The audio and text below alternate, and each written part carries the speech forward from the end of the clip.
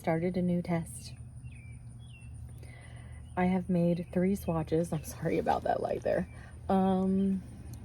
Because it's difficult. It's difficult to do these treble crochets, but I do love. Okay, the test is the Wanderlust Beach Cover Up by The Real Journey Chanel. Well, that's her on Instagram since she lost her last Instagram. Anyway, well, I love how Anastasia always does like a combination of crazy stitches, and it just looks so stunning and beautiful. And I'm going for the drape, which is why I went for True. I only had 2 skeins already in my stash, and I supplemented and got some more. 4 more, I think.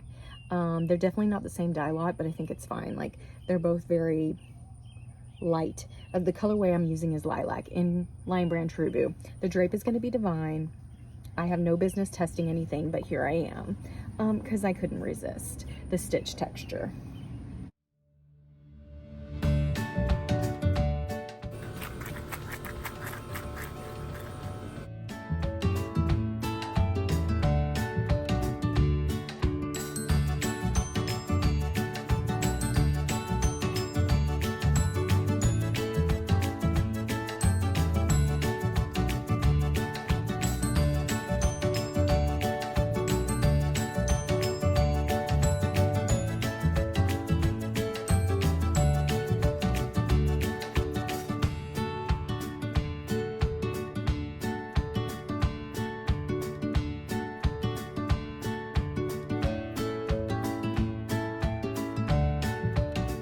All right, we are going to the races here soon, so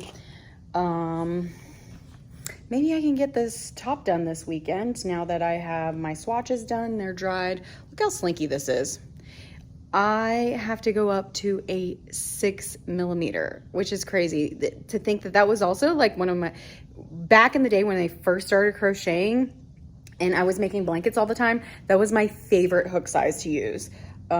So it's kind of nice to be able to go back to that, but it is very hard to do these treble crochets with this slinky yarn at such a high gauge. I feel so weird being able to go up to this gauge. But yeah, I guess I'm going to get started before we head out. I don't even know when we're heading out, but I feel like it'll be easier. The place that we're going has really bad service, so I saved it as a PDF. I thought about printing it, but there are pictures and stuff in it, and I really don't want to use all the ink on that. That's a thing, like I make my designs very printer friendly. I don't really include a lot of pictures and stuff like that because I like, and I have like a couple columns on mine, and I intentionally designed it that way. And if I'm going to supplement on something, it's going to be a video link, because I just prefer my patterns to be that way so that they're printer friendly and could be its own little like magazine type thing. And then with like a separate picture if it were actually in a magazine or a book. And everybody designs in their own way, but I know like when I have testers, a lot of people kind of get into this expectation of like pictures for every little thing. But I don't think it's always necessary. I do understand there can be moments where it would be helpful. And that's why I try to do like video supplements in those situations. What kind of person are you? Do you like a lot of pages in your patterns, or are you a printer friendly kind of person? I guess I didn't really finish my thought with that either. I opted not to print it because of that, and then I just saved it as a file on my phone so that if I do lose service, that I can still access it. Hopefully there aren't any corrections that need to be happening, like drastic corrections that need to be happening over the weekend while I'm gone, and my PDF will be okay to use. I've made quite a bit of progress already. I am on the 2nd repeat. It's pretty cool.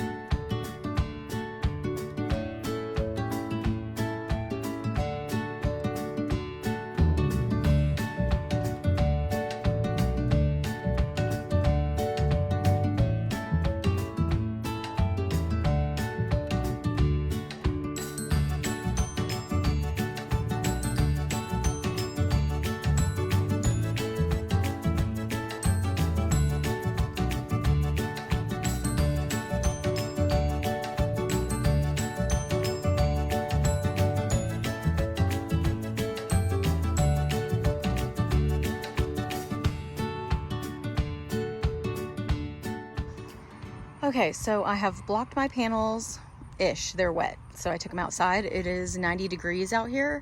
I totally forgot to even come on and tell y'all that as I was making the second panel, I realized that I left one repeat off the first panel. I think I was accidentally making the small when I agreed to making the medium. No, this, like, I knew I was making medium because I did the right stitch count for that, but as far as the repeats went, I started looking at the wrong thing.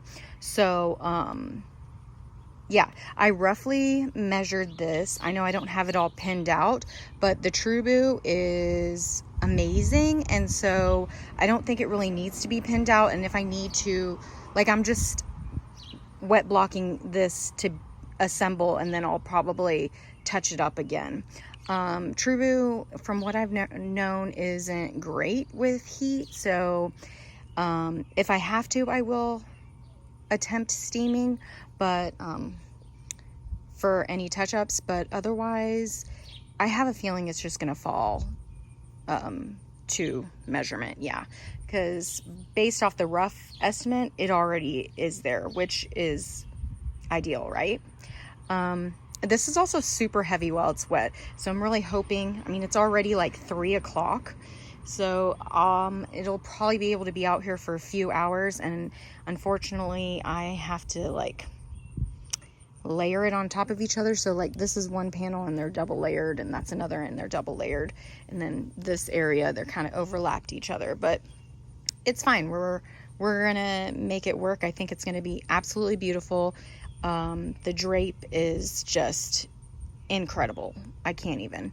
And I do feel like I knocked out stitching fairly quickly. I think that it is actually dry now after a couple days. I ended up having to bring this in because it started sprinkling outside, so it was still rather wet, even with being outside in the heat for a bit. But I think we're good now, and I think I'll seam, then do the bottom extra stuff, and we'll see how the fit is and the dimensions come out then.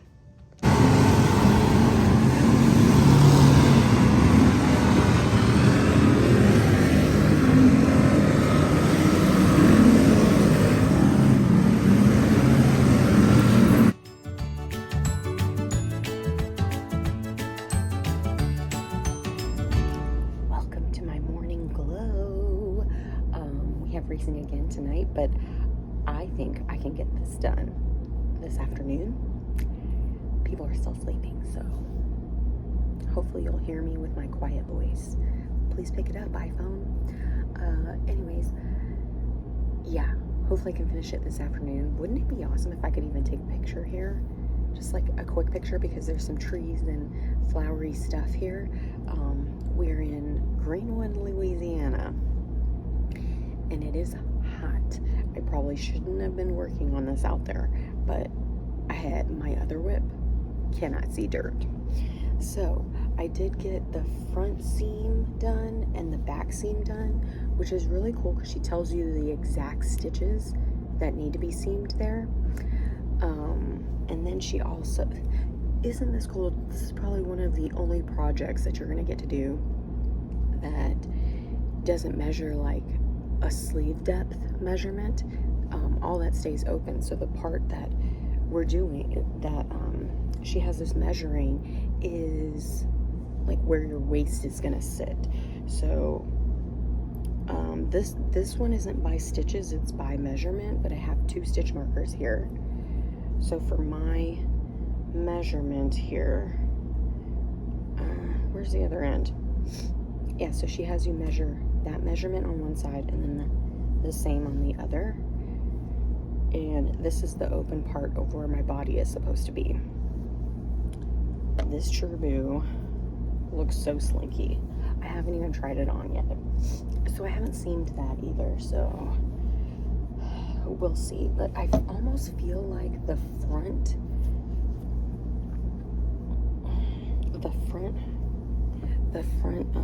like that seems like just not that much. That seems like a low beat. Oh, that's a perfect neckline. Oh always trust Anastasia. She knows what's going on. The sleeve, it feels lovely. I feel like a dancing queen. Okay, I'm going to seam those edges on the bottom, and then I have a little bit of like the waist body stitches to do, and that's it. I only have, this is the last skein that I have. And as you can see, none of the dye lots matched because I had yarn from before, but it flows just fine. You can't even tell. You can't even tell. And so I'm feeling like I got just enough yarn, which is also fantastic to me. So I got the side seams done. I know it doesn't look like much, but I had to pop back on here again to tell you, like, she said to evenly stitch around the bottom a very large number of stitches. I got it on the first try. Why did I get so confident? Then I saw that it said it needs to be done on the wrong side. I'm not undoing it.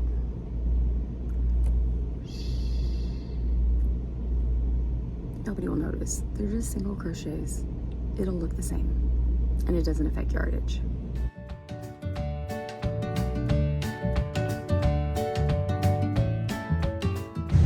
Like, wouldn't this backdrop be great? So funny to think. Like, that's the race cars, and the racetrack's on the other side of this hill. Actually, I like the flakiness on this tree.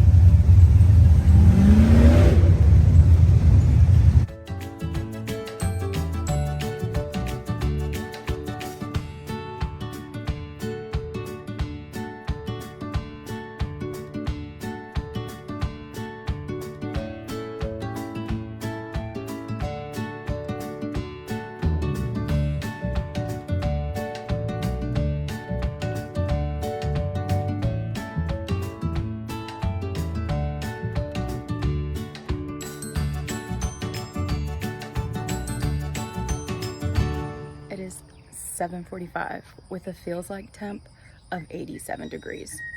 It says it's 80 degrees, but the humidity is strong. I put like this dress, black dress on that has like this cool design here. I feel like it can bring like a sultry vibe to it, and I feel like these sleeves just make me feel real witchy. I did not end up blocking the bottom added piece.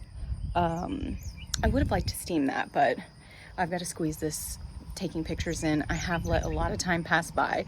The weaving in of ends was not so terrible on this.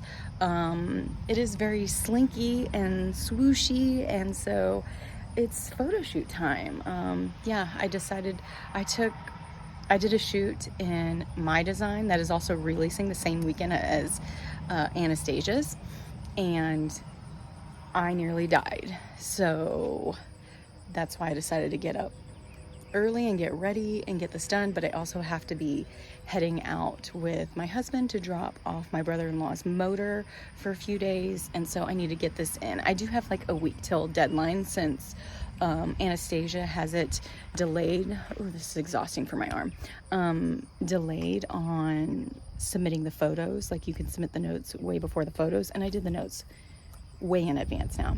This is all the yarn I have left, so my yarn baby picture is going to be kind of sad, but it'll work out. It's fine. So I was thinking, okay, so this is the back door to my house, and then like there's a shed here, and there's like, you know, tree growth here, and then there's another like big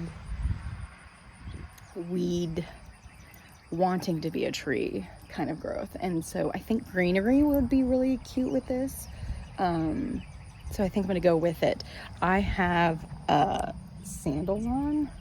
They're not very pretty, so we're not gonna really get feet in. Otherwise I might just be barefoot. The grass is super high here too, so it'll cover it anyways. Here's a better view I mean, I might take some over there too. Oh, the sky looks cool. Yeah, and then this is what I'm talking about, this right here. Because it's so, it's nice and shady, but there's still nice, good, like even light, which is what's great about this time of day. So let's get to it. I decided that it'd be fun to share some behind the scenes footage of this photo shoot. We're gonna start with my signature yarn baby pose as my test shot. I've come to find that it's most efficient for me to use my iPhone on portrait mode. I do have a clicker, but I prefer to use the timer so that I can immediately evaluate the photo to see what I would need to adjust, not to mention I don't have to worry about hiding the clicker. I think I got the shot in the second attempt. Photo tip, because the camera plays tricks. You want to give the illusion of looking at the item without actually looking at the item. So you want to have your chin up, elongate your neck, and look your eyes only down.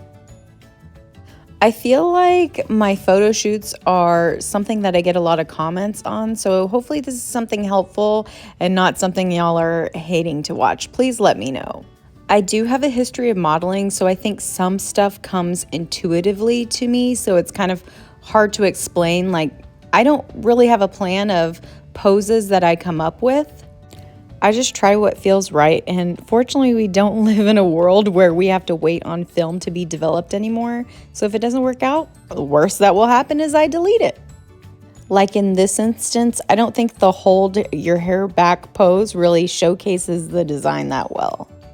I could also tell that the humidity was really taking effect on my hair, so I tried zhuzhing it, but 10 seconds comes very fast. There are also extra features you can do on your phone to where, like, you could have a hand motion or a clap or a word that will set the timer for you where you're in position at the time. I just don't take advantage of that feature. The fierce look is my go-to, although I think the yarn community much prefers smiley. This pose ended up becoming my favorite picture, and I just physically did it because of the pressure of the timer. Who knew? Bewitched vibes! I'm really not great with flat lays or close-up shots, but I sure can do a lifestyle shot. I struggle with choices and storage, so I usually only give a pose or a setting a few shots. This isn't the most ideal setting because the lighting isn't great, and I really struggled getting everything I wanted within frame. It is an added challenge to climb and then also pose within the 10-second timer. I only tried because I thought the mushrooms on the log were a cool feature, and I felt fairy nymph vibes. I wouldn't say they were a complete loss, but they definitely weren't the best. I did attempt to adjust coloring and positioning in Lightroom, but I still wouldn't call this like a cover photo picture. Okay, let's speed this section up, but we'll still keep the content here so we can have a teachable moment. I ended up adjusting the tripod so that it would be a lower angle, which I know nowadays I feel like is against the grain. People like to take an overhead shot so you avoid a double chin or whatever else they're doing. But if you go from down and up, you actually can give yourself an illusion of height, looking taller. Obviously, it can also really level out the frame for seated photos. I would say this is also an unusual pose that I like to include for my makes because I feel like it really shows the wearability. Just remember to keep your chin up and elongate your neck. Also be aware of leg placement so you don't reveal things you don't want to. Hands can also be hard to manage. Not only can positioning play tricks, but also you want to make sure that you keep your hands relaxed. For the most part, you're wanting it to be like a natural position, unless you're really going for like an intentionally avant-garde type of pose. It really can take just minor touches and some attention to detail to really elevate a photo. Like this is my second attempt at this photo. Adding some movement for the eye, giving that hand just like that nice little dance hands, and the profile of my face helps lead your eye through the project, if that makes any sense. Okay, so back to the fierce look. If you've never seen America's Next Top Model, you probably don't know about Tyra Banks smize. You need to look that up. You smize with your eyes. And then another key for me is you press your tongue against the roof of your mouth and you just slightly open the lips of your mouth so that you can see maybe a little bit of tooth or a little bit of gap. That's where it's at. Thank y'all for following me along this journey of making this and also the photo shoot. If y'all use any of these tips, feel free to tag me on Instagram and let me know that it helped out. I'm already sweating pretty bad. I mean, I think I got enough pictures already just to submit for Tess, but I'm gonna go ahead and make a little video reel, for a reel, so I can show like making this into a shrug. All the curls I did are already basically falling out and I feel like my makeup is already melting. How is that happening this early in the morning? Texas, thank you. I'm gonna call that a wrap. I think I got some really cute ones and I'm gonna go share it in the group. Yeah, I would have liked to have like taken photos of this at a location elsewhere other than my house. I feel like, the sun is strong right here. I feel like it would really make for a good vibe and a mood with it, but I went with like kind of like fairy nymph feeling, even though I felt like witchy vibes, you know, with like the long crazy sleeves. But yeah, it is a very slinky, breezy make. No matter what you do, the humidity is ridiculous right here. It's like the death of summer right now in Texas. So yeah, I totes recommend this, all the stitch texture, and it does feel rewarding to have made. I'm really glad to have used the Trubu and be part of sharing a kit release with Anastasia.